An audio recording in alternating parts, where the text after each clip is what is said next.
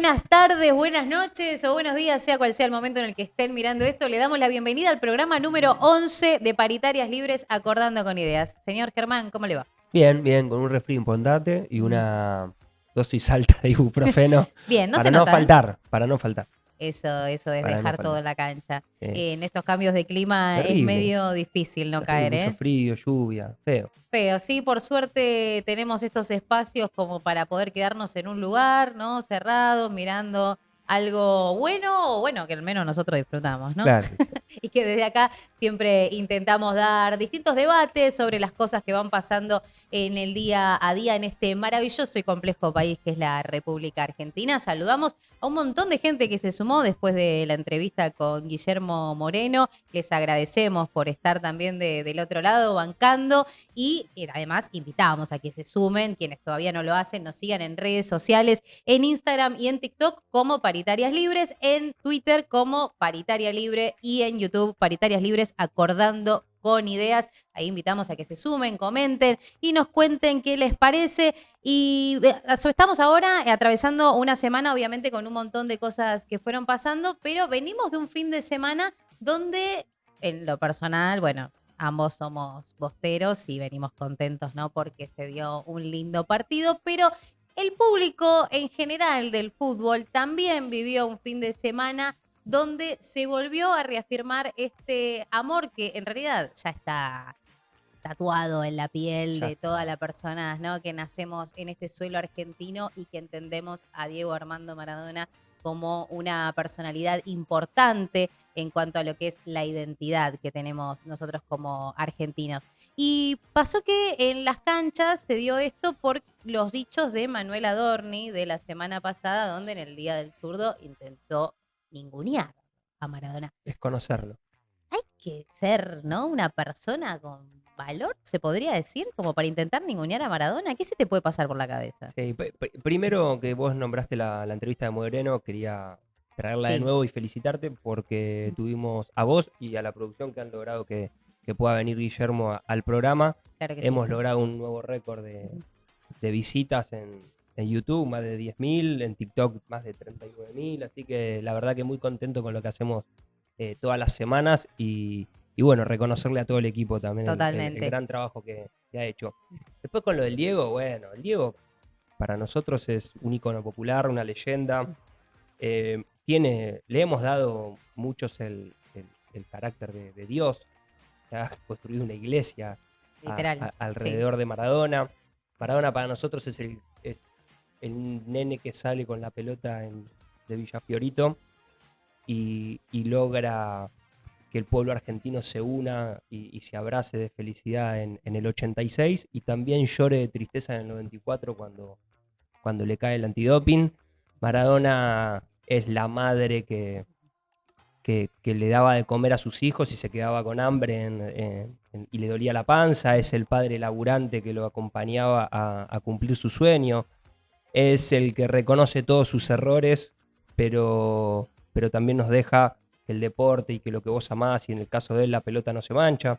Me parece que tiene un montón de recorrido, de reconocimientos idealistas el Diego, que no lo podés nada más reducir a la condición de lo que pudieron haber sido sus acciones personales.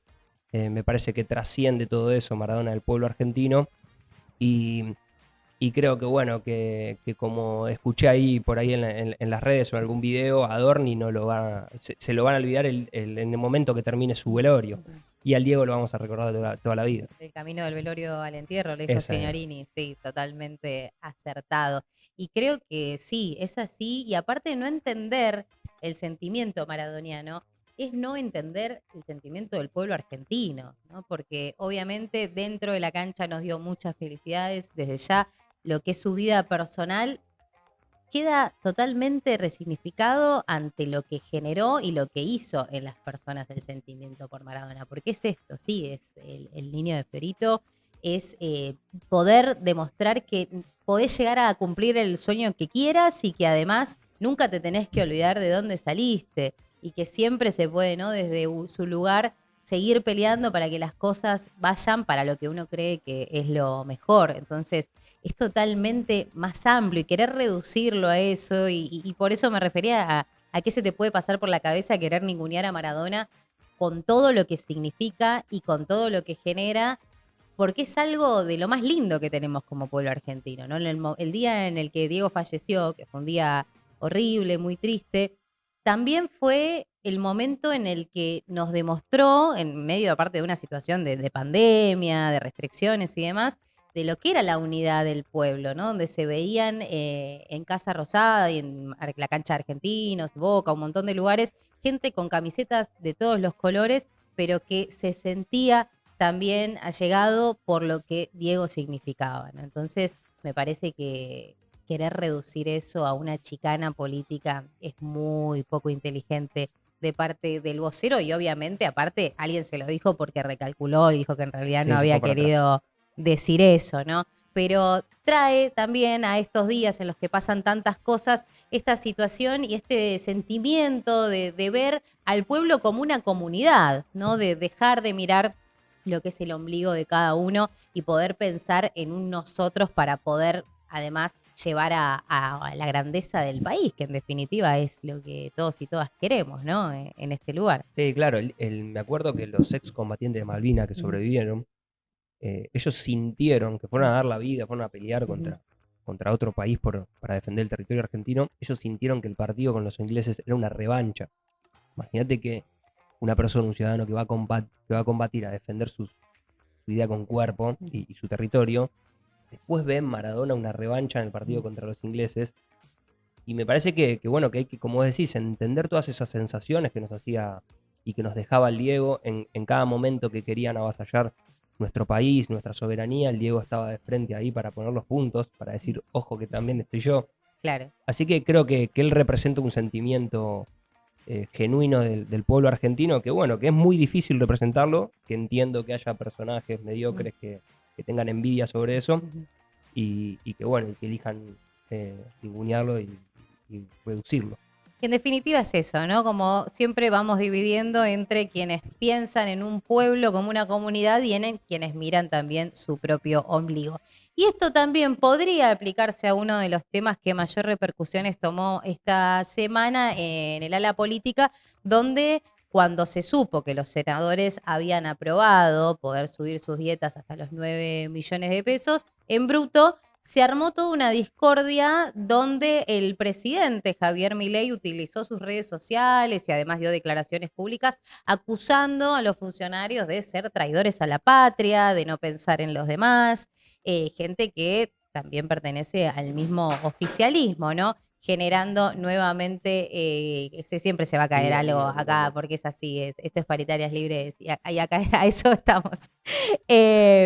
Con lo que es el valor del trabajo, ¿no? Y empieza otra vez a ver este tipo de discusiones donde se plantea, ¿está bien que un funcionario político gane una cifra que, bueno, después igual pasaron a otras situaciones con estas repercusiones, volvieron para atrás, parecería, pero en definitiva la discusión es esa, ¿no? El funcionario público, el político, ¿merece ganar una suma de dinero que esté tan diferenciada a lo que es un salario mínimo vital y móvil? A mí no es una cuestión de merecimiento, es una cuestión de jerarquización de la actividad. Ujú. Me parece que la actividad pública, ya sea de funcionario público o de representante del pueblo en el Congreso o en el Senado, creo que tiene que estar desde bien paga hasta muy bien paga. Porque el trabajo es 24/7, cuando vos sos un servidor público, un funcionario público, los que hacen bien su trabajo. Después, como en todas las actividades, están los que hacen mal su trabajo y los que lo hacen bien es 24/7. Das tu vida y relegás también tu familia y proyectos personales a lo que vos decías antes, al pensamiento de construir una comunidad. Entonces estás al servicio de esa comunidad y creo que eso tiene que traer un buen sueldo porque necesitamos que las satisfacciones, las necesidades Ujú. básicas estén satisfechas Ujú. de ese funcionario. Después creo que hay momentos en la política que uno tiene que tener, el sistema político tiene que tener la sensibilidad y el tacto para poder conectar con eso que siente la gente. Yo creo que un sueldo hoy de 9 millones de pesos, más todo lo que rodea a ser senador, puede sentirse excesivo por la diferencia que tenés en los salarios de los trabajadores y demás. Pero creo que tenemos que apuntar todos siempre a ganar más y a jerarquizar aquellas actividades que están al servicio de la comunidad.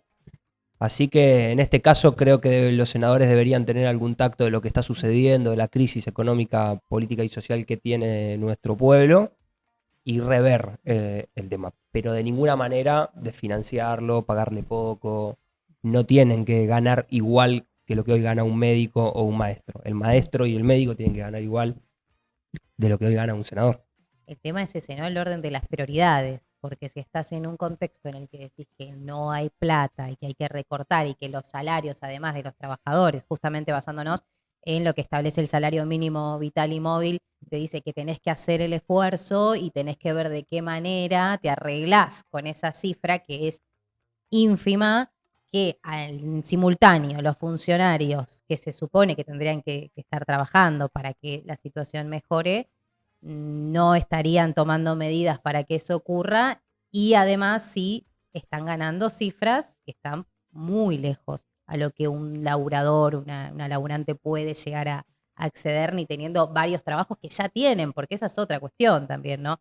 Hoy la mayoría, no sé si la mayoría, pero sí un gran porcentaje de la población tiene que tener más de un trabajo, más de un ingreso para poder llegar a fin de mes. Entonces, acá lo que se pone en juego un poco es eso, ¿no? El momento en el que se está diciendo. Puede ser, sí, obviamente que los funcionarios al dedicar su vida, sus 24/7, 365 días del año, a trabajar para el pueblo, obviamente tienen que estar con sueldos que les permitan tener esa vida. Ahora, ¿qué pasa con todo lo demás? Porque aparte, esto es algo que ya se lo habían aumentado, no es algo que no lo tocaban hace varios tiempo, entonces, bueno, hay que acordarlo. Y además, para poner en contexto lo que sucedió, fue que los trabajadores del Congreso, en realidad, acordaron una escala salarial, un aumento, que no tienen nada que ver con las cifras estas que ganan los senadores, y desde la Cámara de Diputados se bajaron de eso, pero los senadores no quisieron, entonces también tomaron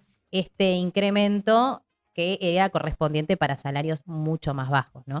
Entonces ahí es donde también se genera esta disputa de por qué si los diputados se bajan de eso, los senadores no.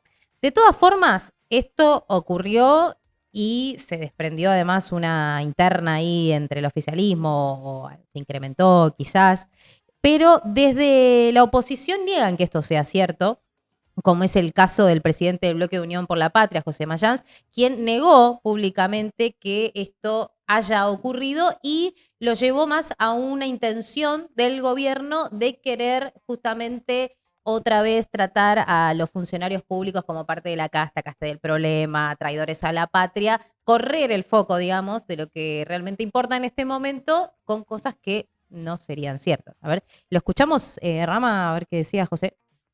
Eso de 9 millones, eso no es cierto. Yo te digo exactamente, son 4 millones, más el 3% que fue el aumento, más el 3% del otro mes. Ese fue que se dejó sin efecto por la operación que hizo el presidente.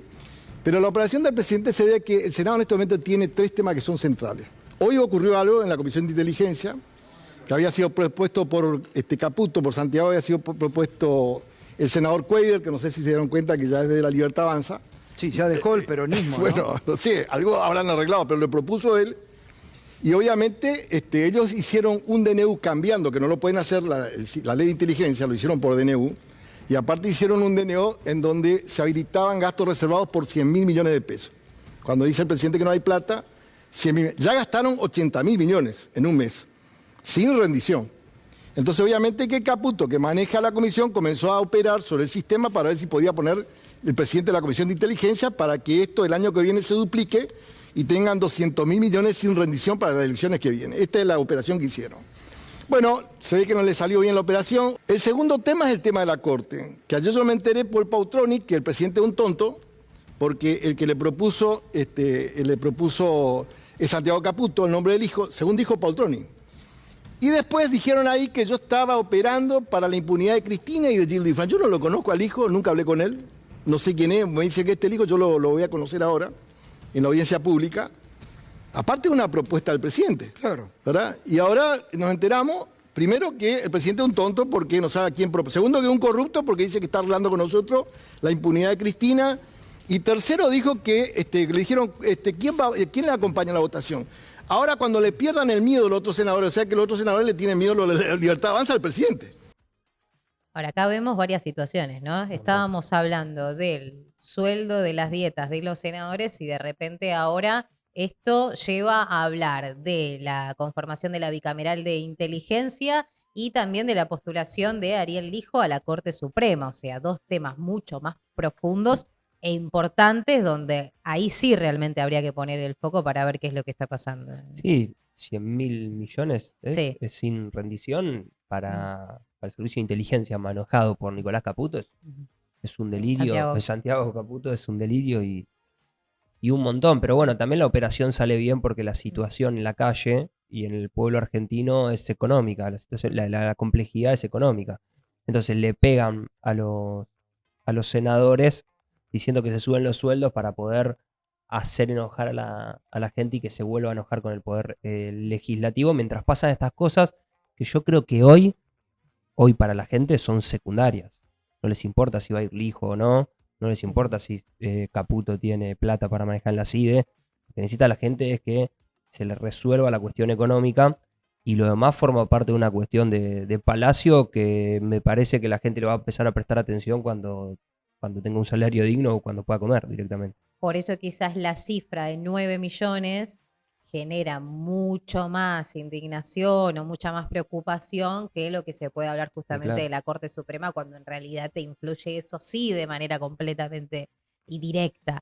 Pero es esto, como al no sabés bien qué es lo que está pasando porque no podés ni siquiera garantizarte la comida, las 4 comidas del día, poco te va a importar lo que esto ocurre. Yo ¿no? respondería con los salarios del Ejecutivo. Cuánto gana Milei, cuánto gana Karina, cuánto gana Santiago Caputo, cuánto ganan los ministros. Entonces vamos a ver si están muy lejos de lo que gana un senador. Sí, Milei de todas formas renunció a su jubilación de privilegio, hizo algunas de esas cosas justamente. Sí, pero no paga nafta, no paga luz, claro. no paga... Bueno, vos querés todo también. No, bueno.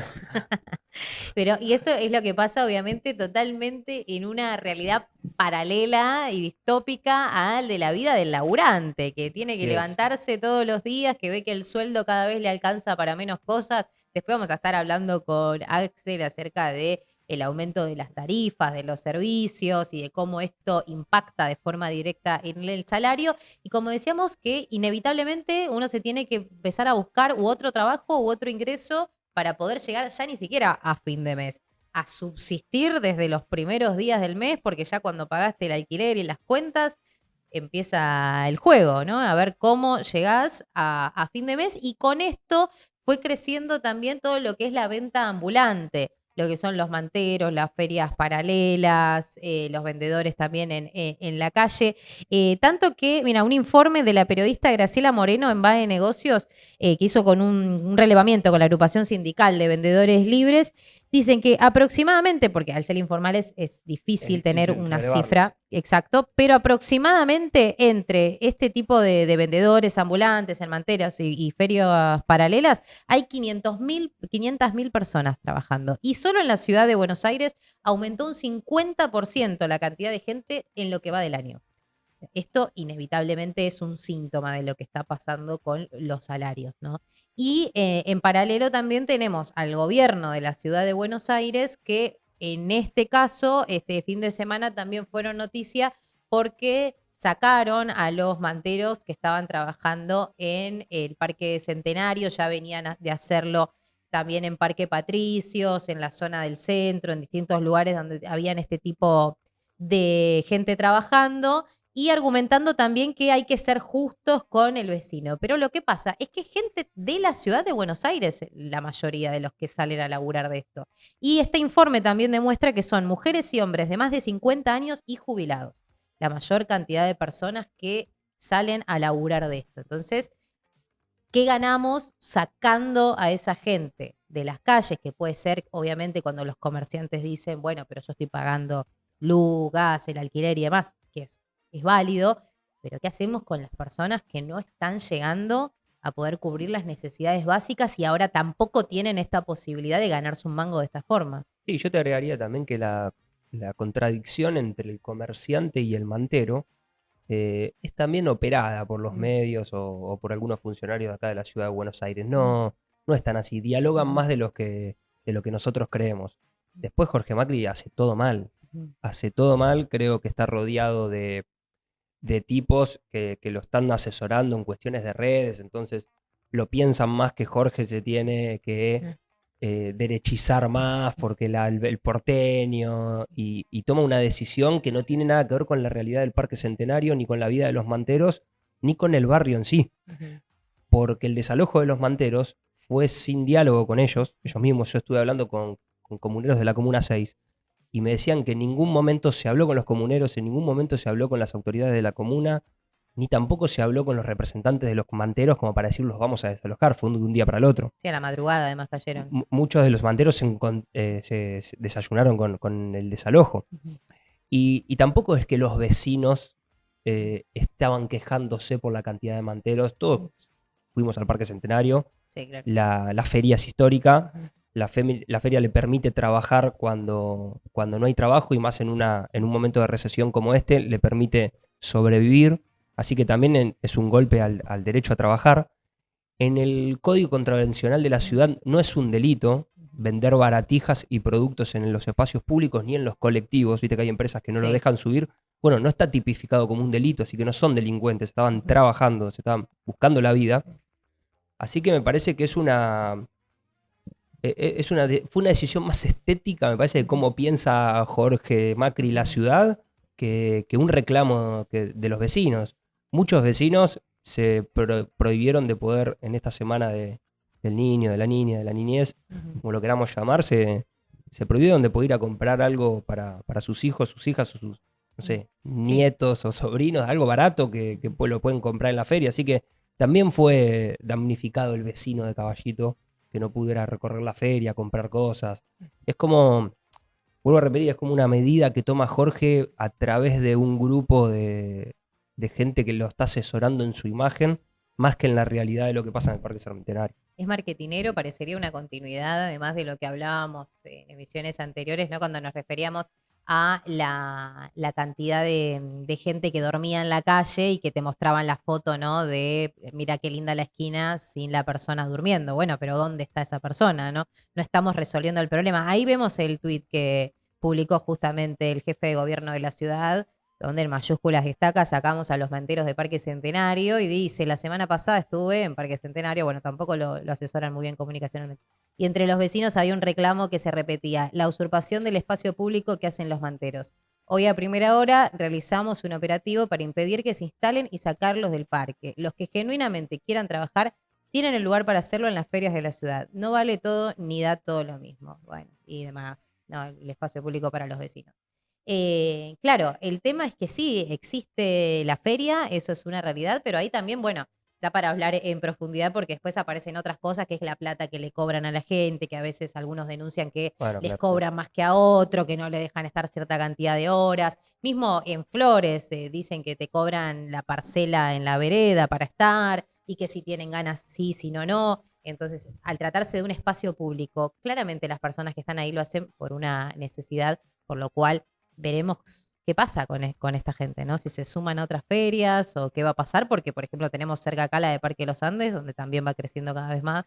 Esperemos que no padezcan la misma situación, ¿no? No, y andá a sacar a los vecinos Chacarita a la feria de Parque Los Andes. No creo que sea bienvenida, digo, esa medida. Así que me parece que es una medida no dialogada, que se podría haber regulado hablando con los de la feria y con los vecinos también. Me parece que en esa mesa entre gobierno de la ciudad, vecinos y manteros, creo que se podía haber llegado a una solución y ordenar todas estas cuestiones, obviamente, que vos decís que es de la propia lógica de la feria. Y estas cosas, ¿no? Que también sacamos siempre conclusiones a partir de lo que vemos en las redes sociales, donde los políticos, funcionarias y funcionarios utilizan este espacio para mostrar lo que piensan, para bajar una idea, y ese es el único lugar que tenemos también a veces para poder sacar justamente este tipo de conclusiones, reflexiones acerca de qué es lo que está pasando, ¿no? Entonces, eso también lo vamos a poder hablar hoy con nuestra invitada, que es Natalia Aruguete, acerca de la importancia que tienen las redes sociales, cuál es el alcance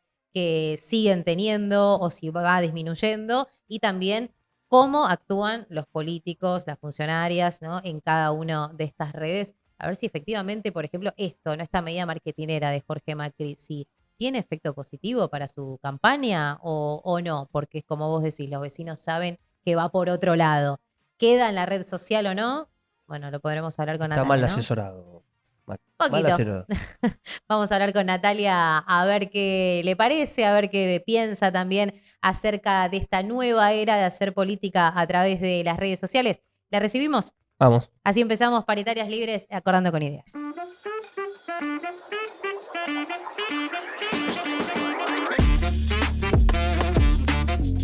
Ahora sí recibimos en la mesa paritaria de debate de la fecha Natalia Aruguete. Natalia, ¿cómo estás? Bienvenida y gracias por venir. Muchas gracias a ustedes por la invitación, un placer estar aquí.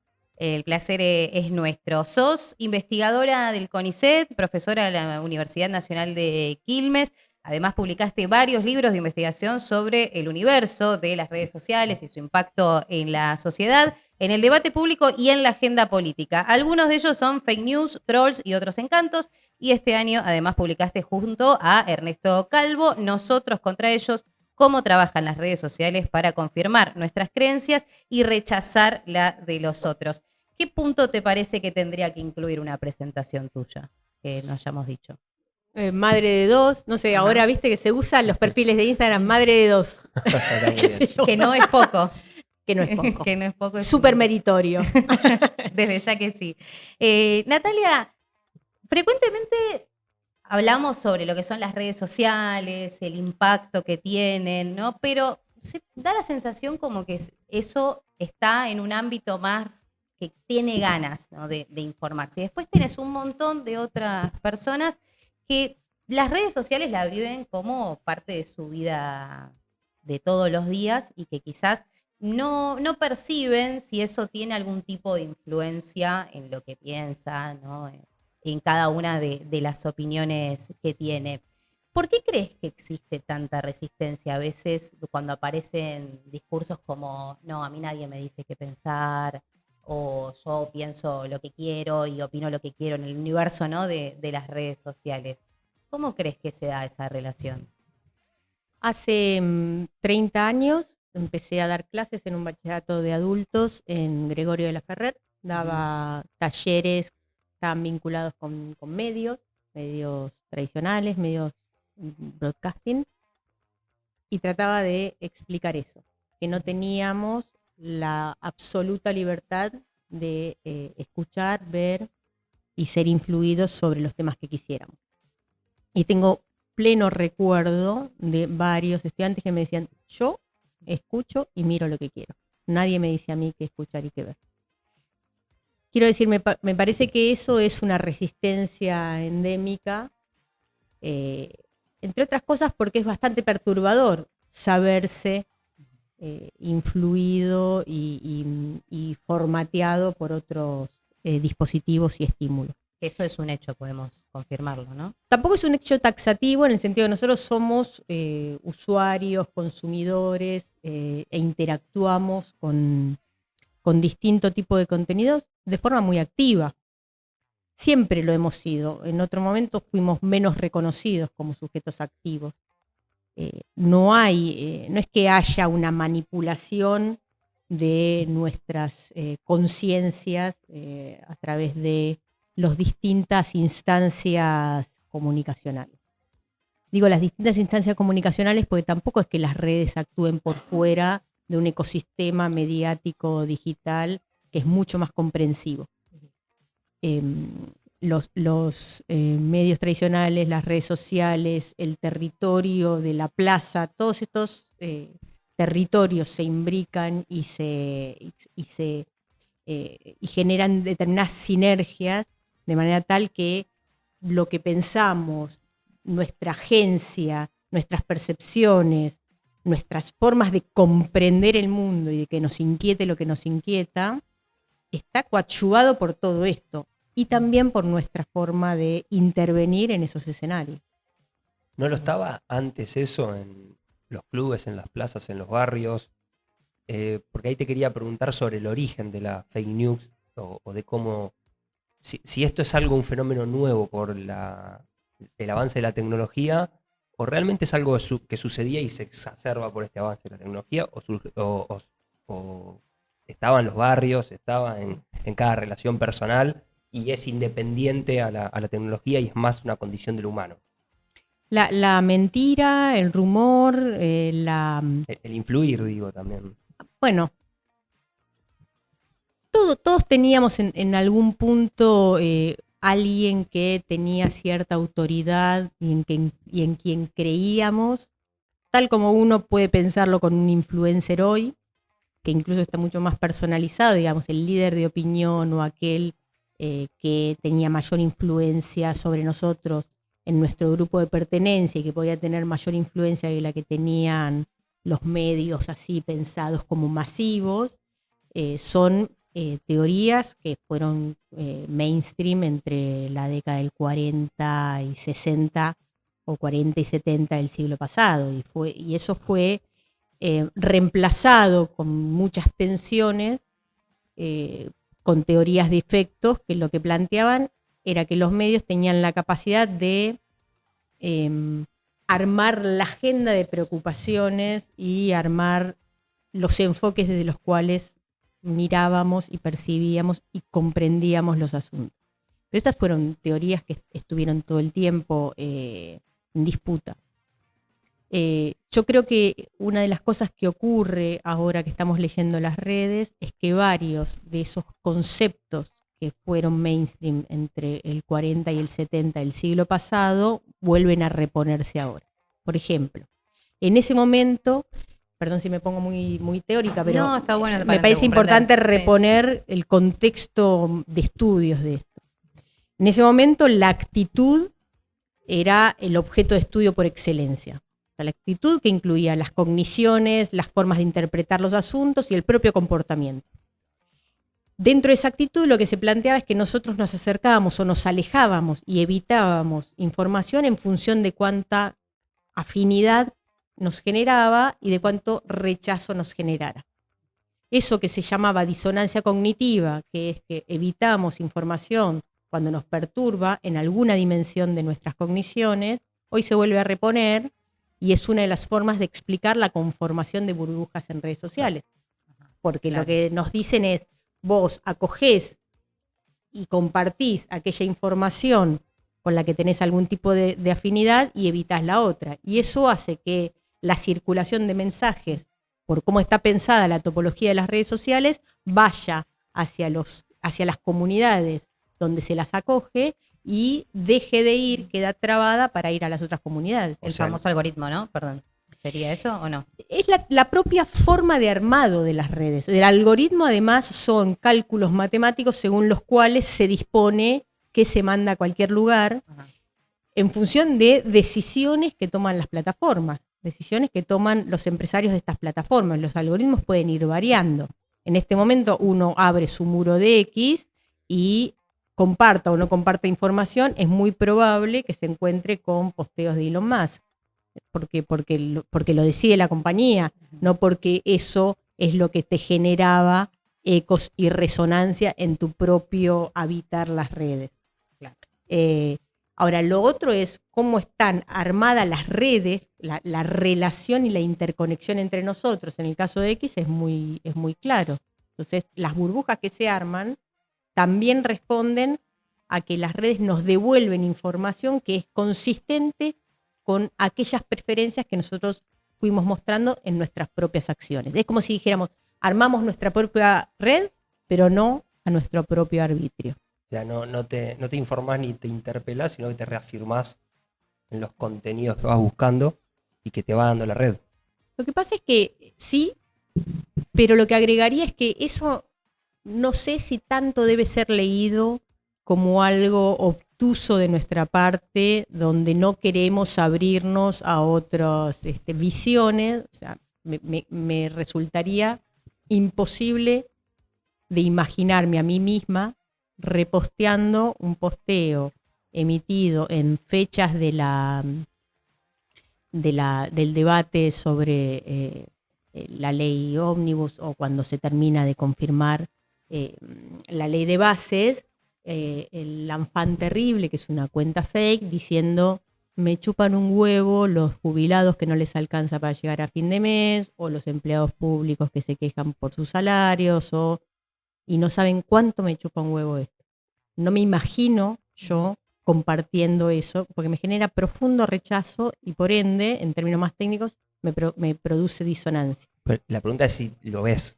¿Llegás a ese posteo? ¿O no te lo muestra? Depende, porque en este momento uno tiene, por lo menos en Twitter, tiene dos columnas. Una que es los following y otra es For You. For You, claro. Hay una suerte de mixtura entre lo que la plataforma te quiere dar, porque es lo que tiene mayor tendencia o porque es lo que quieren que vos vayas leyendo y lo que vos has compartido. En el caso de los following es más la lógica anterior de Twitter, donde vos solamente veías aquello que habías compartido y los demás veían lo que compartían aquellos a quienes seguían. El tema es que cuando yo pienso en el escenario mediático digital, lo que digo es, nosotros no nos enteramos de los posteos solo porque los vemos en Twitter, sino porque hay todo un ecosistema que permanentemente está retroalimentándose y donde en redes sociales ves lo que aparece en los medios y los medios levantan cosas de redes sociales. Entonces lo del Enfant Terrible me lo entero porque leo los medios, no porque claro. Yo me lo encontré en mi muro, no porque me curaron el muro y yo me encuentro naturalmente con eso. O lo que pasa con la lupita de Instagram, por ejemplo, también, ¿no? En buscar sería como esta misma lógica. Sí, la cuestión es qué busca uno, que eso es una cosa más activa, y otro con lo que se encuentra. Nosotros en redes sociales tenemos mucho de consumo de tipo incidental, que de pronto nos encontramos con determinada información más allá de que la busquemos activamente o no. Mirar recetas y no hacer ninguna, por ejemplo. Bueno, pero las recetas vos las buscás y te seguís enganchando con las recetas, ¿no? O sea, a mí mi hija me vive cambiando el algoritmo porque todo el tiempo me está mandando recetas y yo digo, quiero información noticiosa y me estás cambiando el algoritmo porque me mandás recetas. Porque el que te manda también te lo modifica. Bueno, digamos, hace que vos claro. lo revisites. O sea, cliqueás ahí y te aparece. Entonces después los 5 siguientes son recetas nuevas de comida. No tiene que ver con que lo mires y no lo hagas. Tiene que ver con qué compartís. ¿No? Lo que vos compartís es una acción adicional a que simplemente lo veas. Mira, supone un mayor involucramiento de tu parte, pero es un involucramiento cognitivo y además es un costo de oportunidad, porque si vos compartís eso que estás compartiendo, supone que otro tipo de información no te va a llegar. Esa atención selectiva que uno tiene, porque selecciona aquellos mensajes que mira, que permanece mirando y que además los comparte, eso es selectivo, y entonces se pierde de otro tipo de información. Pero me da la sensación que si yo logro una soberanía cognitiva de curar a lo que le quiero prestar atención, puedo educar al algoritmo, entonces se cae ese relato de que las corporaciones quieren moldear a los seres humanos a costa de sus negocios o sus beneficios. Eso es lo mismo que lo que recién le criticábamos al usuario de a pie, que decía que a él nadie le modificaba, le influía en ningún sentido. Uno no adquiere ninguna soberanía, porque nosotros estamos insertos en una estructura, ¿no? Esto es como pensar... es una retroalimentación desde los dos lados. Y las redes sociales requieren de una instancia subjetiva que tiene que ver con qué hacemos nosotros con lo que vemos, y una instancia estructural que es lo que la estructura orgánicamente nos devuelve. Entonces, uno no cura solo algoritmo, entre otras cosas porque como vos no llegás a ver todo lo que circula en las redes, sería imposible porque es inconmensurable, entonces vos elegís dentro de una selección que ya es limitada. Entonces, por eso digo que uno arma su red porque todas las acciones que nosotros hacemos en la red deja huellas que manda señales a la estructura o en este caso sí al algoritmo que nos devuelve. Pero cuando digo no a su propio arbitrio es porque no contamos con todas las posibles opciones para decidir qué hacer con eso, sino solo con una porción limitada. Que sería publicidad también, si uno paga también, más allá sea cual de las fuere ideas el contenido, empresariales. Todo tipo de contenido. Cualquier usuario puede también meterse poniendo un billete en un mes en alguien que quizás no te gustó, no, nunca te buscó ni nunca te miró, pero de todas formas estás ahí. Sí, ¿no? incluso si lo miramos en términos más generales y pensamos en los anunciantes, las redes sociales, el valor que tienen las redes sociales para los anunciantes tienen que ver con la tasa de cliqueo que logran.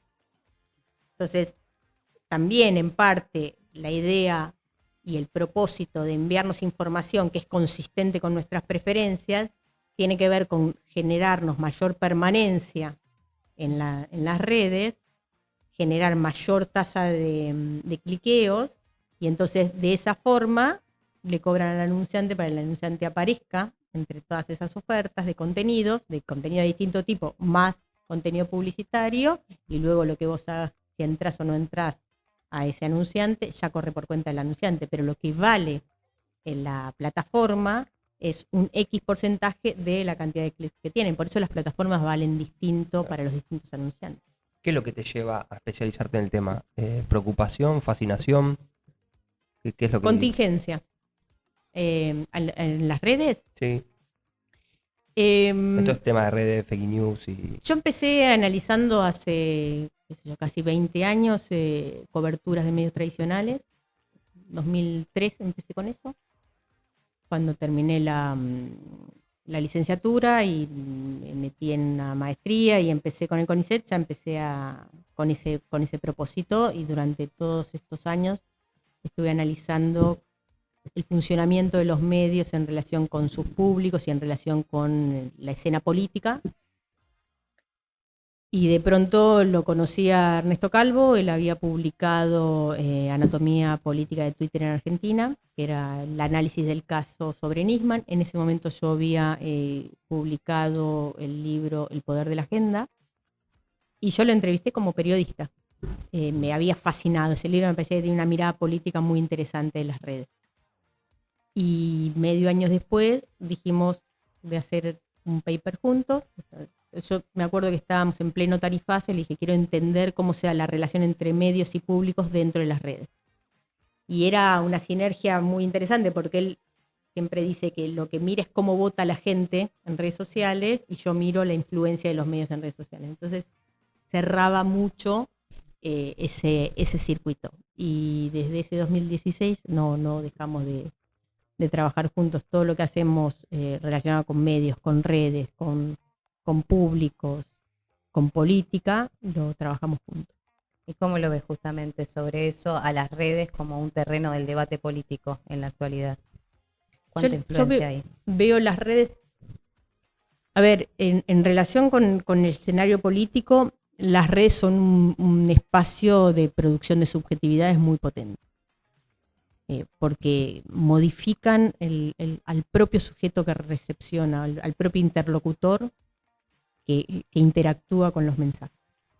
Y actúan además sobre nuestras cogniciones, nuestras percepciones y nuestra capacidad de agencia. En esa personalización, segmentación que tienen de los mensajes, en la masificación, en la velocidad de los mensajes, son muy performativas, ¿no? Suponen una acción en sí misma, no es solamente una transmisión de contenido. Incluso los actores de la política, los actores movimentistas, los actores mediáticos son más performativos que argumentativos en sus intervenciones en redes sociales, porque lo que están haciendo es acciones con palabras. Sin ir más lejos, lo que nosotros vemos en las acciones tanto del presidente Javier Milei como de todo su séquito de influencers digitales, son acciones performativas que lo que buscan es dar forma a una agenda determinada, establecer una perspectiva alrededor de esos temas que importan y tratar de influir en quienes habitamos ese espacio, energizando a la propia tropa y aniquilando a todo aquel que no piensa, o sea, desplazándolo del espacio de debate a todo aquel que no piensa de la misma forma. Y eso, digamos, no sé si es una influencia como muy orgánica o natural o espontánea. No es que estamos disputando de igual a igual esa agenda. Es un trabajo casi. Pero además es un trabajo bastante deleznable, ¿no? Porque cuando uno piensa, vos recién preguntabas por las estrategias de fake news, o cuando uno piensa en las cuentas coordinadas de trolls, en realidad esos trolls lo que están buscando es podar y controlar la población que habita esas redes. ¿Y cómo lo hacen? Porque con esos ataques logran que se privaticen las cuentas con las que no quieren interactuar, que se llamen a silencio, que se corran del espacio de deliberación, y entonces ellos ocupan toda la escena. En redes sociales importa más la propagación que vos alcanzás que estructurar un gran argumento. ¿Y eso es una característica acá de Argentina o ves alguna similitud con otros ecosistemas de Latinoamérica o del mundo? Nosotros nos copiamos y nos copiamos con demora. Lo importamos, el tema. Pero imagínate, no sé, los servicios de inteligencia de grandes potencias, cómo pueden estar trabajando con este tipo de estrategias comunicacionales. O sea, acá nos estamos discutiendo si hay más o menos inflación, si hay más o menos pobres, o si hay más o menos ajustes. Pensemos en guerras. Es muy... Si nosotros estamos participando muy cercanamente a guerras o ataques o a, no sé, pensando en conflicto en Gaza, ¿cuán importante puede llegar a ser que vos con inteligencia artificial generes millones de cuentas para modificar y torcer el debate, eliminar y ocultar determinada información y poner información que puede ser artificial, creada? En este momento es muy fácil hacerlo, y eso también te desvía y te va modificando la perspectiva sobre las cosas. ¿El aumento de eso no es directamente proporcional al descreimiento también?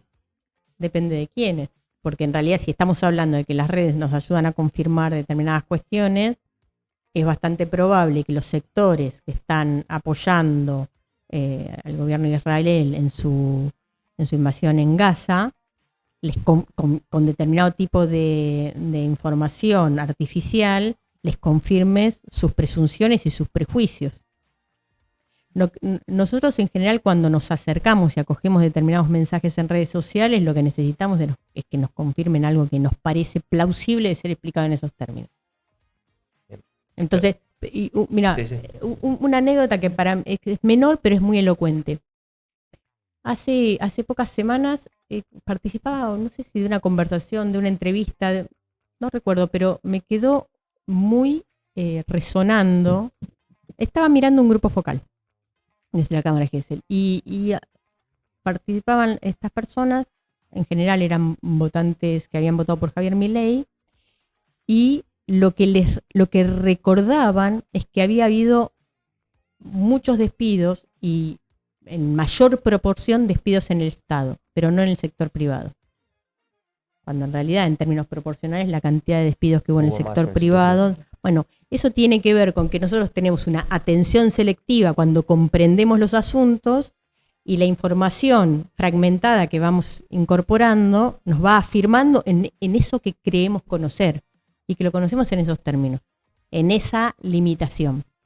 Con esto no estoy haciendo una crítica y digo qué limitada esa mujer como entendía la lógica de los despidos. Lo que digo es, tenemos comprensiones parciales del mundo, y entonces la interacción que tenemos con mensajes van abonando a eso que nos parece plausible de ser entendido en esos términos. ¿Por qué esta persona pensaba eso?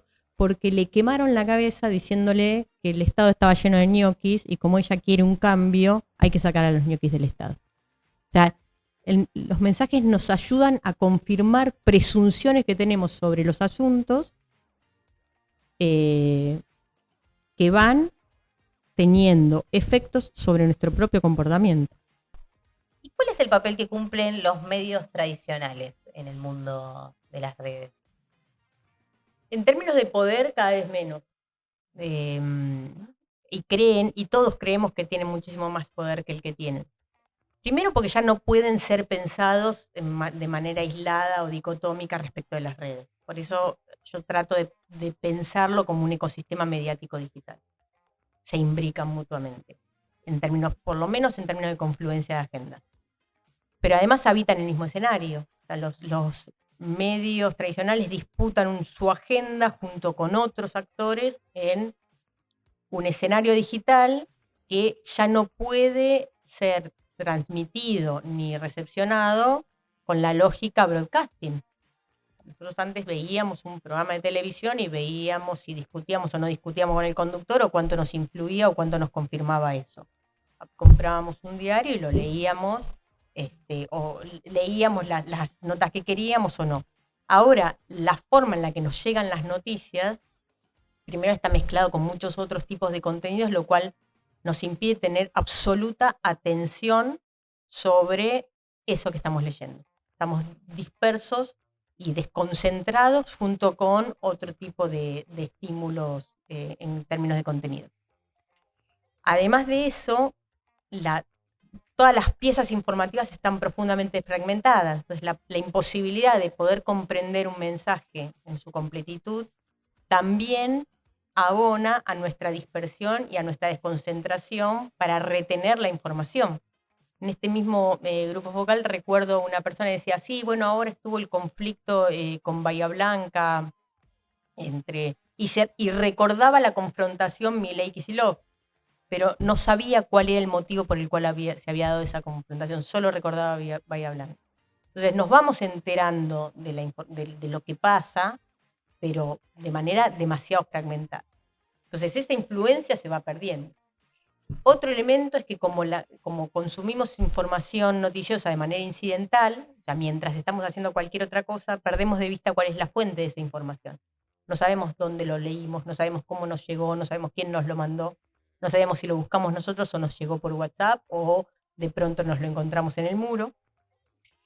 Y finalmente hay un elemento que para mí es el más importante respecto del poder que fueron perdiendo los medios en su capacidad de influencia, que es el hecho de que los medios ya no pueden tomar sus propios criterios de noticiabilidad independientemente de los datos que tienen sobre el consumo. En otro momento, los criterios de noticiabilidad se tomaban así eran más criterios deontológicos del buen periodismo, que uno contaba la novedad, contaba si había afectado X cantidad de gente, si estaba más cercano, si tenía implicados actores de importancia, etc. En este momento, si uno mira, primero que cada vez menos y en muy baja proporción, los usuarios y los consumidores entran a mirar noticias desde la home. Entonces, los medios deciden por cuáles vías, por cuáles plataformas, o si dejan en la home determinado tipo de noticias. Pero además están permanentemente mirando cuáles son las noticias que más nivel de consumo tienen, que más cliqueos tienen, que más cantidad de permanencia tienen. Entonces están todo el tiempo adaptando su propia agenda a optimizar ese consumo. Y además tienen que adaptar su registro de escritura a lo que se llama el lenguaje SEO, que es un lenguaje que tiene determinados tips, donde uno tiene que coincidir con estructuras estandarizadas de formas de titular, de tipo de palabras claves, de qué cantidad de párrafos tiene que tener la información, de qué tipo de información se tiene que dar en cada párrafo para que se enganche con la publicidad, etc. Y ese lenguaje SEO es un lenguaje que se usa para optimizar el searching en determinados buscadores. Bueno, no veo absolutamente ninguna independencia por parte de los medios de decidir cuál es la agenda con la que quieren influir, sino más bien un sometimiento a una agenda marcada por varios otros, entre ellos los consumidores, que ahora pasan a ser un factor interno a los criterios de noticiabilidad que tendrían que salir de los medios. Para eso es bastante más extenso, ¿no? Porque viene justamente de la intención editorial de cada uno de los medios, de ver de qué manera, ¿no? Trabaja con cada una de estas cosas que mencionas, pero da la sensación de que en las redes sociales se sabe ya mucho más, o aparece esto de callate, sos un troll, callate, cuánto te pagan, como que también aparece mucho más presente este descreimiento, ¿no? Sobre los comentarios de los usuarios en las redes sociales. ¿O crees que no?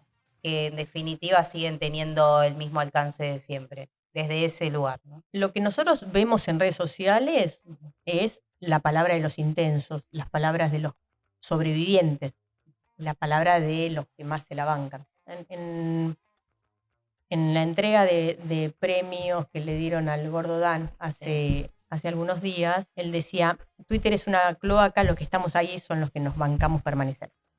Sí. El resto es expulsado. Entonces, lo que nosotros suponemos que vemos en Twitter no es no es el ágora de la sociedad en su conjunto donde cada uno dice lo que quiere decir. Es el ágora de los intensos, de los que se bancan pelear, de los que gozan con eso y de los que sobreviven. Las redes sociales son espacios profundamente y cruelmente darwinianos. Sobreviven los más fuertes. El resto se llama silencio. Entonces, finalmente, la palabra que aparece instalando una agenda es la palabra de los que más jerárquicamente de los influencers más jerárquicos y los que aparecen sobre representados en una conversación muy profundísimamente desigual y asimétrica. O sea que este apagón que se hizo de bloqueo de trolls hace unos días no sirvió mucho. Sirve en cierta medida. Yo creo que sirve, claramente sirve, pero es una respuesta reactiva a un ataque de otro, no es proactivo. Es una respuesta meramente defensiva, donde muy sanamente quien se siente afectado y bloquea evita que esos trolls intervengan en sus conversaciones y vean con quiénes uno está conversando. Es una forma de curar el propio muro, porque entonces uno termina manteniendo una conversación más sana con quienes quieren mantener una conversación sin tener intromisiones tóxicas. Pero es una reacción, no hay una cuestión ahí propositiva y mucho menos de una libertad. Uno está sometido a defenderse solo, entre otras cosas, porque X no lo hace, porque eliminó su área. No tanto una regulación pensada en términos más macros, sino su área de moderación de contenido. Entonces, cualquier denuncia de ataque finalmente no tiene efecto porque no hay quien modere esos contenidos. Entonces, se ve uno obligado a bloquear cuentas para quedar a resguardo de estos ataques. Y si uno no puede apelar a los empresarios de los medios y demás, a que puedan democratizar o sanar un poco más la discusión en las redes sociales y en los medios, ¿el Estado qué rol tiene? ¿Cómo puede hacerle absorber la responsabilidad de todo lo que genera? Pasa que los estados, y sobre todo los estados nacionales, quedan muy en desventaja con plataformas que están totalmente desterritorializadas y son globales. Y además, muchas veces ni siquiera terminan de lograrse que se adecuen a reglas nacionales cuando no tienen sus lugares allí, están más desterritorializadas. Parece que en ese punto las iniciativas más regionales, tipo las que se toman en la Unión Europea, son más efectivas. No soy experta en esas intervenciones de regulación, pero sí tengo entendido que es mucho más efectivo si uno aborda eso en términos más regionales que si lo hace a nivel nacional. Sí, lo que observo es que hay mucha preocupación alrededor de este tipo de cuestiones, pero que no necesariamente hay una capacidad de intervenir regulatoriamente sobre estas plataformas. ¿Cómo tendría que ser una regulación? Bueno, tendría que exceder a los congresos o exceder a los meros estados, incluir a sectores de la sociedad civil e incluir también a las plataformas, porque las plataformas son las que tienen la capacidad técnica de intervenir en la cantidad de contenidos que circulan. Y aparte, yo no vengo de los medios, pero trataba de entender cómo se construye una editorial, donde, por lo que entendí, explicabas que había un montón de tecnología tratando de captar lo que quería el consumidor para después... Yo a priori siento ahí que es muy democrático, digo, vamos a ver lo que quiere la gente y tocamos esos temas. sea, siento que la intervención a estos temas siempre están dadas por una narrativa, un relato en donde nosotros le decimos a la gente que lo están manipulando. Y ahí es donde las personas te dicen, no, a mí no me manipula nadie. Entonces me encuentro como para pensar, pero una encerrona de cómo intervenir cuando el consumidor te dice, a mí la verdad que no, yo pienso todo por sí mismo, y las plataformas construyen sus editoriales o sus productos a través de lo que quiere la gente. Bueno, a ver, varias respuestas sobre eso. Primero que decidir los contenidos en base a lo que tiene más clic, en el caso de los medios, decidir qué contenidos se ofertan en función de los resultados que dan las métricas, no necesariamente es una cosa democrática. En principio lo que vas reduciendo es la diversidad de contenidos. Y además estás poniendo mayor cantidad de contenidos porque tiene mayor rating. Pero eso no necesariamente incluye la diversidad de personas que puedan querer ver otro tipo de contenido. Y esto es, incluso si me remito a cuando se debatió la ley de medios, esta era una de las cosas que se discutían. ¿Se acuerdan que Jorge Lanata decía, ¿para qué vamos a hacer una radio para el que la escuchen 4 wichís? Eso no es una concepción diversificada y diversa de la comunicación, sino que es una concepción más reflexiva donde a lo que apuntás es a lo que tiene mayor rating y el resto que se llame a silencio. Con lo cual es debatible si responder a la oferta para monetizar es necesariamente una respuesta democrática. Después, yo coincido con que la gente no es manipulada. O sea, la gente tiene mucha capacidad de agencia y sobre todo la tiene en redes sociales. Y más aún cuando toda su agencia deja huellas digitales y la respuesta es a esas huellas digitales. Las redes no manipulan sobre un vacío social. Tienen que también tantear lo que está pasando y inscribirse en eso. Sí es cierto que son mucho más asimétricas en la capacidad que tienen de mostrarnos selectivamente para que veamos algunas cosas y no otras. Y yo quiero insistir con esto de que eso es muy darwiniano, porque tal vez quienes tienen más herramientas para reflexionar sobre eso y para posicionarse a partir de esa reflexión crítica que tengan, esas personas van a sobrevivir más que quienes tienen por ahí menos herramientas o una capacidad más irreflexiva frente a esa acción que muchas veces es muy automática y muy afectiva. Pero tampoco pensar tampoco pensar en una manipulación llana, si no habría habido efectos movimentistas en las redes sociales, como si los hubo con el Ni Una Menos, con aborto, con la vida de los negros importa, con el ENAO. Hay movimiento, hay resquicios para la resistencia en las redes sociales, aun cuando tienen una lógica maniquea, facciosa, de poca interacción real y profunda. Es más una lógica de mensajería ampliada. Bueno, me acuerdo del caso de los bolsos, de López, que nunca se vieron los bolsos. O sea, nunca se vio la imagen de... No, en realidad lo que pasó con ese caso lo recuerdo mucho porque yo participé de una investigación y justo nos tocó analizar la cobertura de los canales de televisión abierta esa semana de los bolsos. En realidad, López llevaba los bolsos y los dejaba en la puerta del convento. La imagen que se había creado era que López tiraba los bolsos por arriba de un paredón. Entonces, siempre eran los bolsos arrojados por López, los bolsos tirados por López, y nadie había visto nunca una imagen de López tirando los bolsos.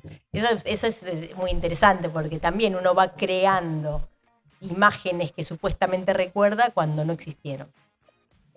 Pero sí, bueno, eso para mí tiene que ver con algo un poco más profundo, que es cómo los discursos construyen realidades. O sea, finalmente la realidad es una realidad construida. y que es construida selectivamente a partir de lo que vemos, de lo que creemos, recordar que vimos y de lo que hacemos con eso. ¿Cuánto crees que influyó en el trabajo que hizo en redes sociales el gobierno para poder ganar ese lugar? Mucho, porque creo que el espacio digital tiene muchísima capacidad en sus procesos de subjetivación. Nosotros cuando interactuamos en las redes sociales no es que solamente compartimos información, no es que solamente nos enteramos de la receta de cocina o nos enteramos de una política pública. Nosotros construimos subjetividad aquí dentro.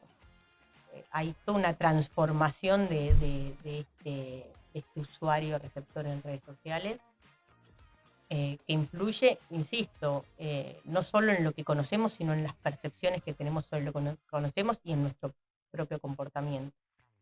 Se circulan valores en esas interacciones.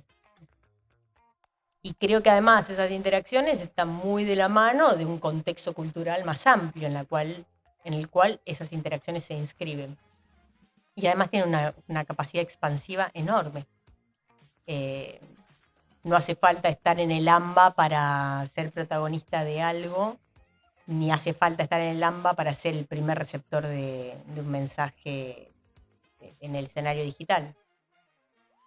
Pero sobre todo porque quienes son los principales adherentes a este cambio cultural, a este modelo, son votantes o simpatizantes que tienen una relación comunicacional y subjetiva con el espacio digital que es muy fuerte. Hace unos días leía una entrevista que le habían hecho a Santiago Caputo, donde Santiago Caputo decía que para él la comunicación política y la acción política eran una misma cosa. Y yo coincido mucho con esa idea, porque creo que es un error pensar que uno tiene que hacer políticas y después comunicarlas. En realidad, la comunicación forma parte de la política misma y atraviesa la política misma. Y muchas veces una acción política se inicia comunicacionalmente. Estos eventos que comenté, ni una menos, aborto, o sea, sin la dimensión comunicacional digital, no habrían sido tales eventos.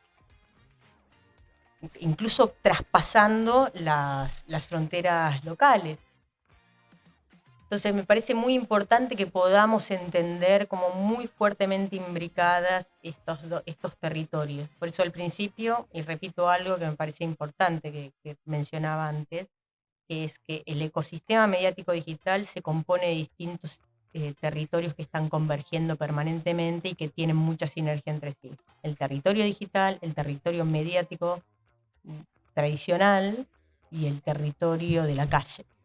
Si no incluso diría, el activismo mileísta también se formó en la experiencia callejera, en sus intervenciones en la ola celeste con el aborto, en sus performances callejeras durante la pandemia. Los antivacunas.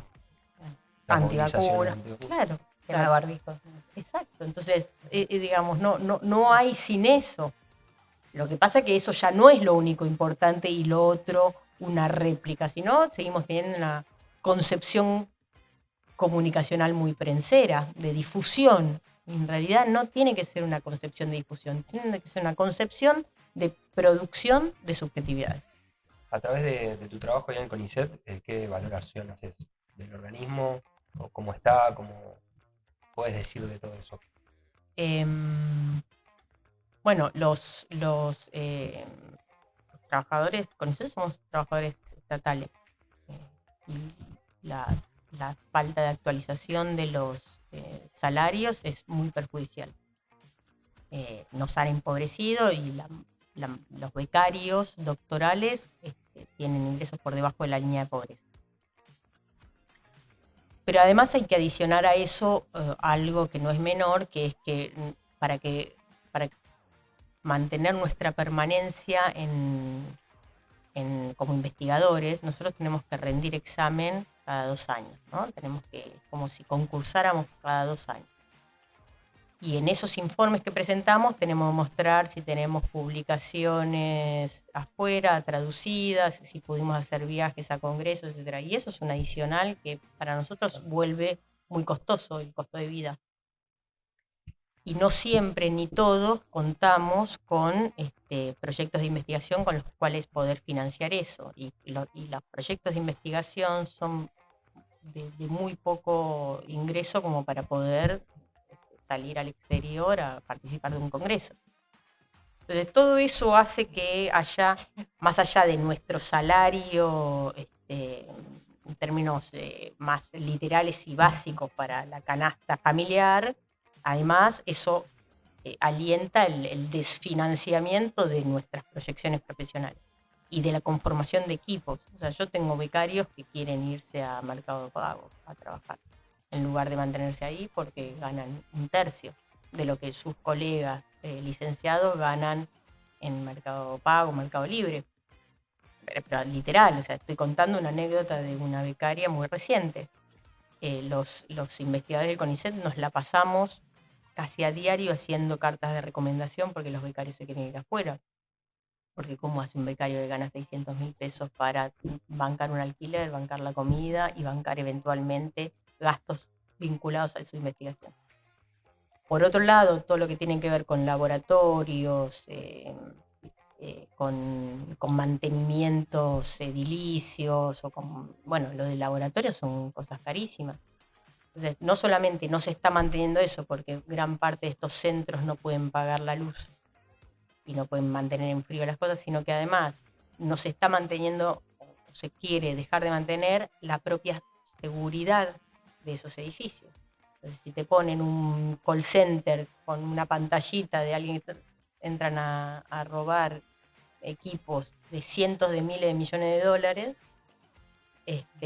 bueno, me exageré, pero de cientos de miles de dólares que no los recuperas nunca más. ¿Y quién está ahí? ¿Cuál es el sereno que está ahí para denunciar eso in situ y que no se...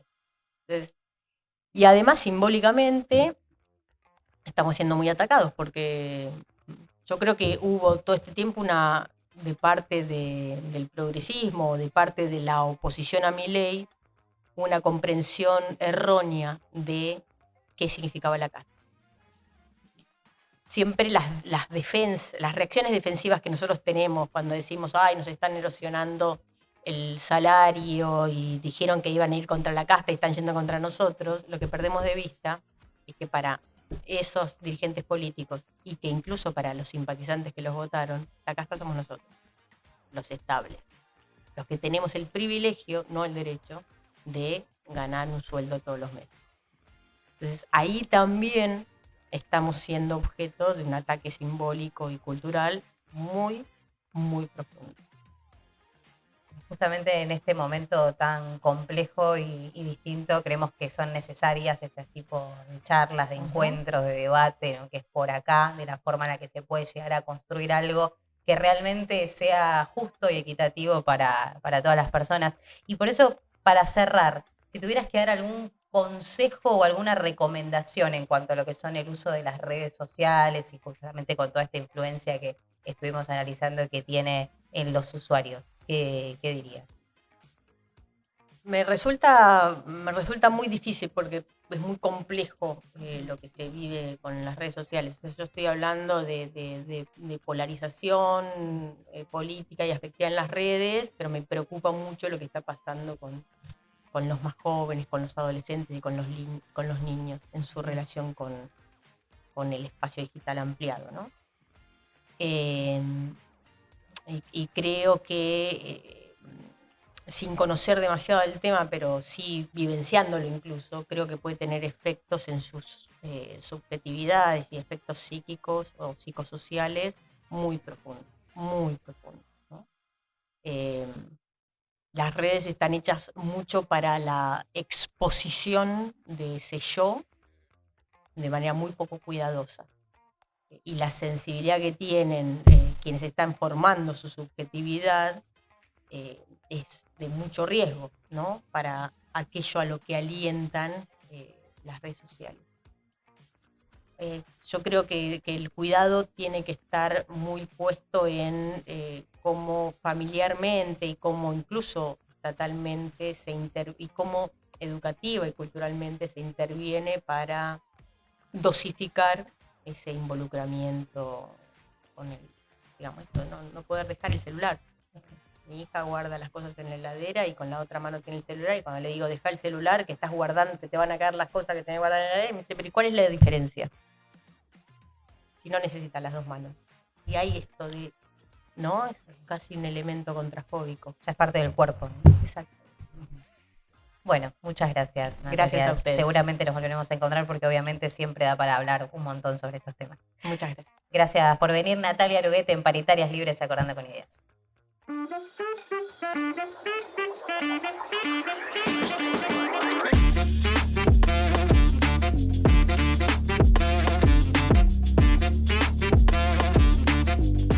Pasamos de lo que sucede en las redes sociales a hechos concretos y tangibles como cuestiones que el salario últimamente alcanza para muy poco, por no decir nada, y para eso vamos a recibir a nuestro ministro de Paritarias Libres, Axel Arias, para hablar sobre tarifas, servicios y todas esas cosas que nos hacen felices. ¿Cómo estás, Axel? Bien, bien, ¿ustedes? Bien. Hasta que Bien. llega la Bien. boleta, Sí, hasta que llega bien. Hoy sin mate, además, también ajustaron Hoy el sin mate. mate. Llegó, el ajuste llegó a Paritarias Libres. Próximamente hoy, sin sí. agua. Sin luz. Y después veremos. Veremos para dónde lleva. ¿Qué pasa, Axel, con el aumento de tarifas y de servicios en esta semana, sobre todo? A ver, primero, la semana pasada tuvimos la inflación de julio, Sí. 4%. La inflación sigue bajando. Es por lo menos los últimos 12 meses la más baja.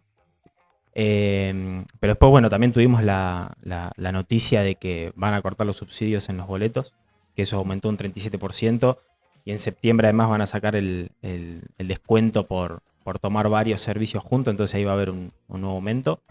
Y después también las tarifas, ¿no? Que el mes pasado hubo un aumento fuerte, y ahí estamos viendo a ver cuándo medio que el gobierno juega, si ve que le da el número de la inflación, quizás libera un poquito las tarifas, ahora si ve que está ajustado, lo frena un poco y lo patea para otro mes, entonces va a haber varios aumentos. No sabemos todavía si el gobierno, para mí no le ganó la batalla a la inflación, pero ahí hay que esperar, el bolsillo está cada vez peor, me parece. No es para celebrar este 4% de inflación.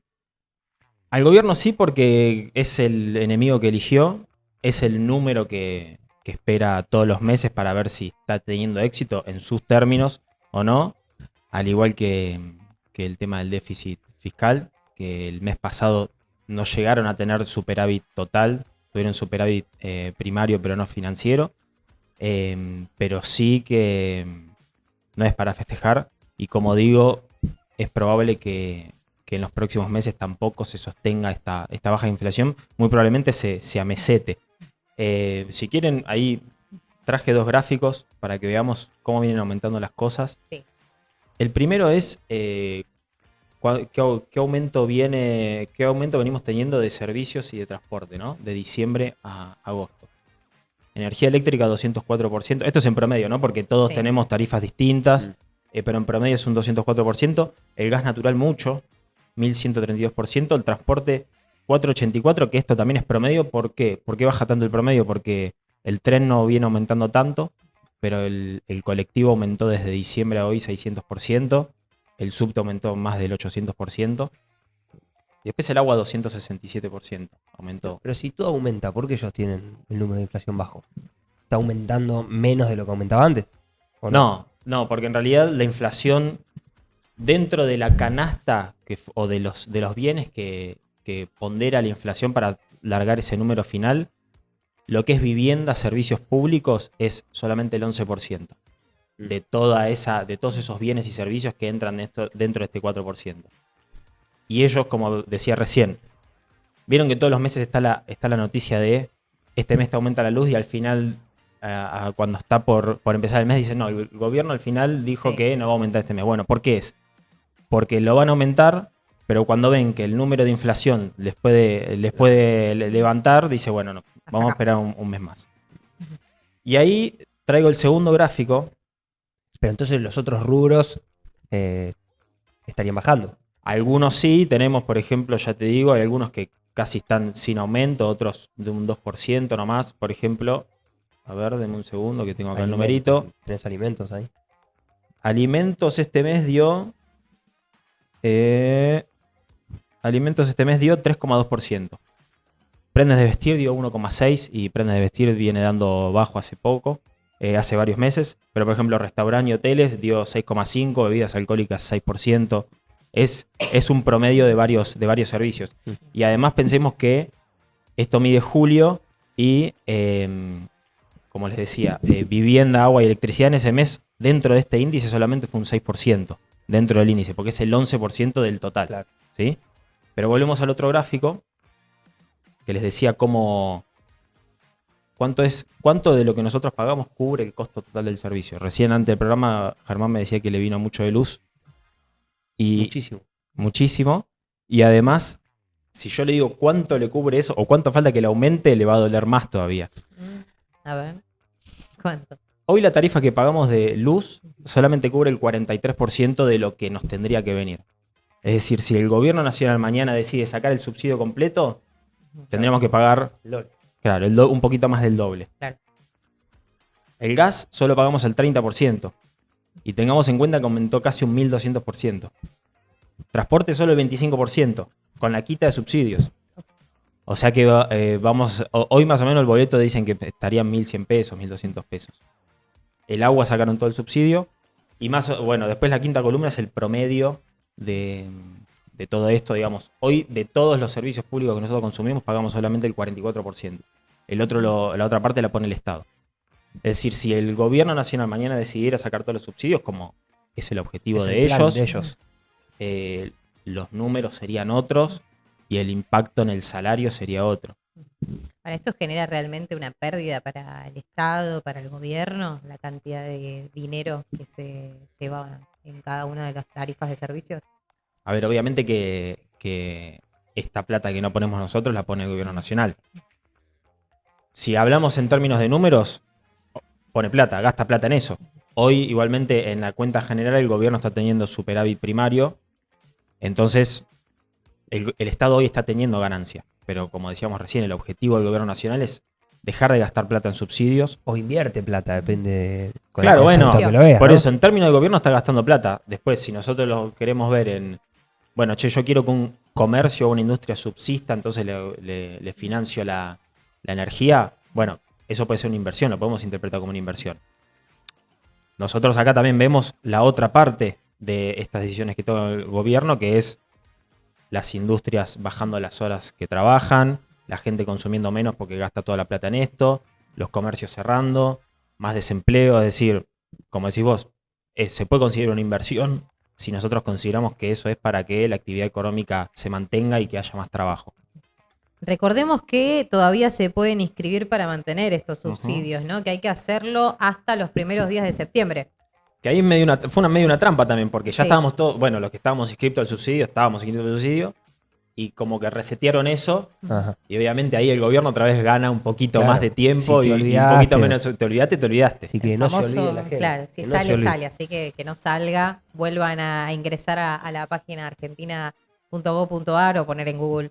Sí, ahí va a aparecer aquí abajo para facilitarle la vida un poco, al menos a la gente que está siguiendo Paritarias Libres, porque realmente es muy importante, hay que mantenerlos. Sí, obviamente, si tenés un sueldo, si sos senador, podés, ¿no? Dejar de lado los Si sos subsidios. Santiago Caputo también. También, claro, pero O Milei que no paga. tampoco, paga. bueno, veamos Thor, cómo viene, pero nosotros sí lo tenemos que mantener, así que está bueno recordarlo porque estamos ya casi en los últimos días. Y venimos del fin de semana del Día de la Niñez y ahí también es un parámetro para ver cómo viene, ¿no? El bolsillo de la gente, ¿por cuánto fue más o menos el gasto que se generó? Y a comparación del año pasado se gastó un 14% menos, que es bastante también, porque un poco está alineado a lo que hablábamos hace un par de programas sobre el gasto en las vacaciones de invierno. Bueno, más o menos está alineado y a la baja del consumo en general. Y también en el gasto en la niñez, pensemos también en que también cayó en el primer trimestre de este año un 14% el consumo de leche. Un montón. Y después el consumo de carne es el peor en más de 100 años. Entonces, como vos decías, ¿no? Las cifras son complicadas, pero sí, se notó mucho en este domingo que hubo mucho menos consumo que el año pasado para el Día de la Niñez, ¿no? Esperemos que se la hayan rebuscado, ¿no? Y hayan celebrado la niñez de otras maneras, Sí. ¿no? Es una lástima que sea de esta forma, pero a veces quizás está bueno, ¿no? Para usar la imaginación y pasar más tiempo con las personas más chicas de la casa, que a veces no sucede. Sí, ¿no? sí, sí. Apostamos a eso, entonces. Así es. Y que quizás pueden empezar ya a comprar los regalos de Navidad de ahora, ¿no? Y en cuota. Lo En cuotas, único, ¿no? En cuotas. lo único bueno en este momento es que hay cuotas sin interés. Es que ahora. bueno. Y nada, esperemos que lleguen para diciembre las cuotas sin interés. Hoy hay. Ahora es preocupante el escenario igual, que nos dejas porque hay un desfinanciamiento en la clase trabajadora, en el pueblo, que es llamativo, porque la gente, atrás de todos estos aumentos, también, viste, se recorta cuestiones recreativas, deportes, estudios. Me imagino a muchos, no adolescentes, pero más universitarios, recortándose carreras de estudio, posgrados. Digo, hay todo un entramado social que se desfinancia y que eso llama a la depresión de la población. Sí, como vos decís, no, a veces los vemos en términos de, bueno, me alcanza para más o menos, o en términos muy economicistas, pero es cierto que también juega mucho en la salud mental de la gente. O también pensemos en los alquileres, que este año hubo una inflación acumulada del 87% y el alquiler subió los alquileres subieron un 114%. Y también hay muchas noticias ya de que muchos jóvenes están volviendo a vivir a la casa de los padres y eso te quita autonomía, independencia, te quita decisiones en tu día a día, te quita tranquilidad mental. Un 40% dicen de los jóvenes. Sí, Por eso. muchos sueños y proyectos rotos. Sí, y también horas, porque capaz que uno se va, que es del interior y se viene a vivir a capital para viajar menos o algo, bueno, son menos horas de sueño también, digo, es todo una cuestión que afecta mentalmente mucho también. Así es. Como piezas de dominó. Sí. Veremos cuál sumamos entonces la próxima semana. Muchas gracias, Axel. Nos vemos.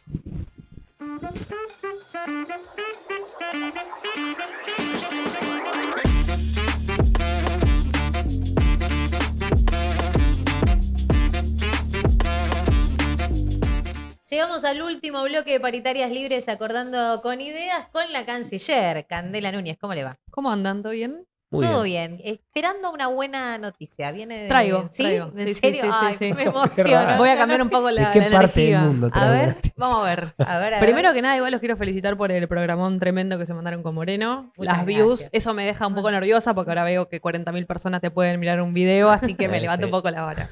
Está bueno y es parte de todos y todas, vos Así también, es. quienes hacemos este equipo, así que felicitaciones también. Bueno, muchas gracias. Y hoy traigo dos temas en particular. Sí. Uno, la Convención Demócrata en Estados Unidos. Y otro que me gustaría empezar con ese, que es, se celebró en la embajada, en el Sheraton, las relaciones diplomáticas a 75 años de India con Argentina y la celebración también por los 78 años de democracia india, de la ruptura con las relaciones con la corona británica. Y se hizo una fiesta bastante particular, no sé si vieron algo de Vi eso. fotos, pero Sí. no entendí muy bien. igual. Bueno, A ver. esto se Sé que celebró. convivieron un montón de Exacto, personajes eso, políticos. eso traigo. Hubo una cena, yo sí les digo una cena, con Juan Grabois, Victoria Villarroel, director de IPF y personalidades empresarios, dicen cómo salió. Y Complicada. complicado, ¿no? Fue bastante bien. ¿Sí? Sí, fue bastante bien. Hubo ahí algunas cosas que vengo a traer que son de intereses más económicos, más industriales, pero eso sucedió, digo, convivieron muchos personajes del oficialismo y de la oposición en un lugar, en el Sheraton, nada más ni nada menos, celebrando, como decía hace un instante, la celebración de los 75 años de relaciones diplomáticas entre India y Argentina y los 78 años de la democracia india. Recordemos que ellos se independizan en 1947, si mal no recuerdo, en un proceso muy largo de muchos años, pero a partir de 1947 dejan de depender de la corona inglesa y empiezan a formar un país como el que conocemos. Ahí sucedieron muchas cosas. Traigo uno que me parece el más importante. Dos, va. Por un lado, volvemos a traer en esta columna la importancia, ¿no?, de la trascendencia de los gobiernos en las definiciones de geopolítica. Digo, unas relaciones tan largas, de tantos años, que sobrevivieron a alternancias de gobiernos, habla de que en este momento la Cancillería Argentina, con sus enemistades, que terminan casi llevándose a embajadores o retirando embajadores, es problemático, ¿no? Como entender las relaciones internacionales como algo que me gusta o no me gusta Pedro Sánchez, me gusta o no me gusta Lula, hace que estos eventos puedan dejar de suceder. Y estos eventos tienen una relevancia no únicamente por la foto, por la convivencia, sino, por ejemplo, porque entre los invitados estaba el director de YPF. India está muy interesada en el gas natural licuado, que es lo que se va... Axel, ¿se acuerdan la semana pasada Sí. o la anterior que habló de la planta en Punta Colorado, si mal no me acuerdo? Sí. Entonces también se juegan intereses, que manteniendo unas relaciones diplomáticas estables, podemos llegar a aprovechar. Digo, Argentina se perdería una gran oportunidad siendo uno de los países exportadores de gas natural si no existiera esto. Y bueno, ahí me parece que tiene mucho para aportar, entonces celebramos, ¿no?, estas iniciativas de relaciones bilaterales adecuadas. India prestó mucho apoyo a Argentina en el ingreso a las BRICS, así que bueno, ahí ya arranca 1-0 abajo con este gobierno que lo primero que hizo fue bajarse de ese bloque. Pero bueno, esto era lo que le quería traer como un comentario de color para que sepan que mientras estamos sucediendo los aumentos de las cosas, la gente en el Sheraton se está juntando a celebrar. Y Así está que bueno aparte, o sea, está muy bien. podríamos pensar en incluir en el ala política argentina a alguien de la India, a ver si logra unir ver. estos polos, capaz. Y bueno, vamos a ver. ¿Por Le qué tengo no? esperanza. Pacíficamente. Pacíficamente, como Gandhi. Claro, todo puede ser, ¿no? Mira, de repente no tenía idea Todo de puede esto, ser. así que quizás elegimos creer. No, pero es importante que estos eventos se den, que haya representantes de distintos espacios políticos y que también, como decías vos, en esas celebraciones también se jueguen la posibilidad de concretar algún trabajo en conjunto, algunas inversiones que le traigan beneficio a la Argentina. Por eso romper esos vínculos con los países por cuestiones sentimentales o de impulso, Total. de sensaciones o valoraciones personales de los mandatarios es negativo. Obvio que sí. Aparte, recordemos también que India tiene una matriz productiva muy dependiente del carbón, con lo cual se podría ayudar mucho con Argentina en su transición energética. Entonces me parece que Argentina, buscando, hoy la Unión Europea es quien más importa gas natural licuado, buscando algún socio como Francia, Alemania, que habían hablado en su momento, e India, podría tener un montón de ingresos de divisas simplemente explotando sus recursos de manera adecuada, sea la planta en Bahía Blanca con la petroquímica o en Punta Colorado, pero tendría ahí un comprador que es lo que hoy necesitamos, ¿no? Es una buena noticia entonces. Y por ahora es una buena noticia. Muy bueno, nos alegramos por eso y nos vamos a Estados Unidos porque se desarrolló la convención demócrata. Así es. ¿Qué pasó ahí? Vimos que a Kamala, vimos a Obama, vimos a Biden. Bueno, desfilaron un montón de Sí. personalidades. No sé si ustedes vieron algún video, es como medio un show grande, digo, que se Sí. hace en un estadio muy Tremendo. pochoclero, muy Sí. Hollywood. Un remake de lo que fue el Luna Park de masa elevado a la potencia número 1000. Mucha gente aparte también, Mucha ¿no? gente, sí. Es una gala. Recordemos que la Convención Demócrata es una gala donde los delegados del Partido Demócrata definen o votan de manera ya formal quién sería la o el candidato o candidata de la fórmula demócrata. En este caso le tocó a Kamala Harris con Tim Walz. Y bueno, ahí sucedieron algunas cosas, como vos decías, hablaron Barack Obama, Michelle Obama, habló Hillary Clinton, estuvo Alejandra Ocasio-Cortez. Y hubo Al varios... presidente no lo dejaron hablar. Al presidente dio un dio discurso, un sí, muy Sí. emotivo, que creo que es el que nadie quiere dar, que es de despedida total, digo, pasándole ya la antorcha a Kamala.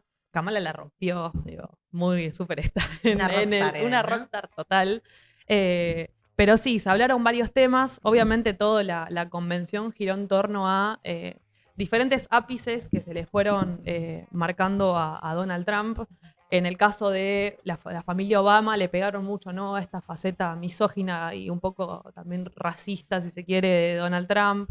También se mencionó en los discursos el tema de los juicios que tienen en su contra. Bueno, hubo varios lugares de ahí. Yo lo que sí termino como de confirmar es que hay como mucho contraste, ¿no?, entre las campañas del Partido Demócrata y el Republicano, entre los candidatos. Digo, Kamala Harris y Donald Trump son dos personalidades de mucho contraste, y eso se traduce en sus campañas.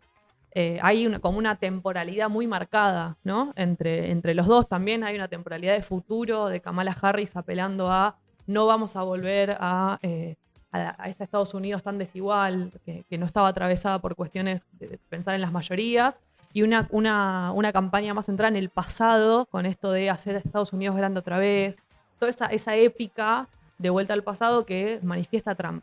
Entonces me parece que los discursos de esta convención demócrata, que hoy es la última velada, estuvieron muy centrados en eso, ¿no? En una no vuelta, perdón, de esos lugares como más oscuros, de la quita de planes de salud financiados por los estados federales o nacionales. Entonces, bueno, esas dos temporalidades me parece que se ven cada vez más claras en la campaña y en ese camino va Kamala. Me llamó la atención una frase que dijo Michelle Obama cuando dijo hay que abandonar el complejo de ricitos de oro. Y como, no, wow. Salió con esa frase y bueno, evidentemente ya Kamala tiene todo el apoyo del partido. Kamala ¿no? Ya no tiene hay todo nada el que apoyo. pensar. Sí. Y además me parece que también hubo algunas figuras importantes que tienen relevancia más mediática, además de política, como esta persona que les comentaba, Alexandria Ocasio-Cortez, que la vamos a ver en el futuro de la política estadounidense seguro. Digo, es una joven, tiene, no tengo certeza de la edad, pero debe tener unos 30 y pico de años, y es un muy buen cuadro. Es una persona que en la convención del 2020 había tenido 60 segundos para hablar, apoyando a Bernie Sanders, que es un candidato más de izquierda del Partido Demócrata. Hoy fue una de las principales oradoras del partido y me parece que esa construcción más de izquierda y más femenina está tomando relevancia en el Partido Demócrata, mucho más con la figura de Kamala. Me parece que los interrogantes van a ser ahí cómo votan los latinos y después cómo se terminan de alguna manera configurando los 5 o 6 estados que definen la elección, pero que la línea discursiva en algún punto está sellándose en Kamala y con el apoyo de Tim Walz como gobernador ahí equilibrando un poco el binomio. Sí, los últimos discursos que tuvo Trump, si bien apelan al pasado, también hablaban de bajar los costos de la energía con proyectos de infraestructura e inversiones para poder volver a relanzar la industria potente de Estados Unidos y así generar trabajo. Como también tiene una mirada productiva, industrial, económica, que no le encuentro En su Kamala. correlato en Kamala, que apunta a lo social, al racismo que expresa Trump y todo el muro y todas esas cuestiones que Trump también deja ver. Sí. Sí, yo creo que el tema de la temporalidad es en la construcción de su relato, más que en las políticas. Digo, se viralizó hace unos días un video donde Kamala estaba hablando y la gente le gritaba en inglés, no lo voy a hacer en inglés porque también soy muy mala, pero decía, no vamos a volver, no vamos a volver. Es como un remake de lo vamos a volver acá. Claro. Bueno, como que también hay algo de eso, ¿no? De no volver a ese lugar, pero sí es cierto que está muy centrado en una agenda más de defensa de la clase media, de defensa de políticas sociales, del plan médico subsidiado o bajo costo. Y bueno, Trump tiene una campaña también muy reactiva en algún punto. No sé si vieron la última foto que saca. Sí, de la Partido ilustración. la esa. ilustración, exacto. Con el martillo y la hoz. Eso bastante Eh, pareció a Milei en ese sentido. Sí, ¿no? hay una construcción, me parece, del relato desde ese lado, y eso es un poco lo que les quería traer como para ponernos al día con Estados Unidos, que nos va a dar 1 millón de columnas para hablar de acá el 5 de noviembre y más. Veremos entonces qué ocurre Así en las es. próximas ediciones. Muchas gracias, Cande. A ustedes, chicos.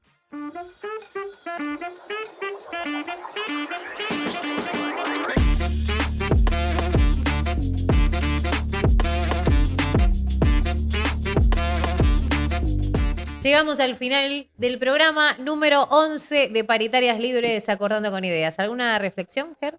No, muy buena la entrevista, la verdad que da para pensar y para charlar Mucho, ¿no? muchas horas más por la importancia también del tema de las redes sociales y todo lo que se juega en lo social y en lo político.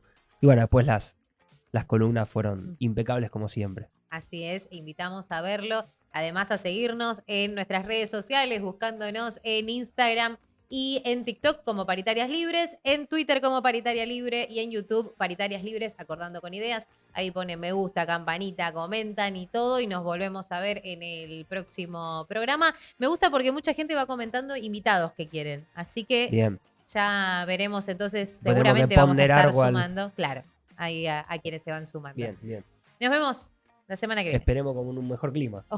No sé, pero al menos le vamos a poner onda. Eso es lo importante. Buena suerte y más que suerte. Nos vemos. Buena semana.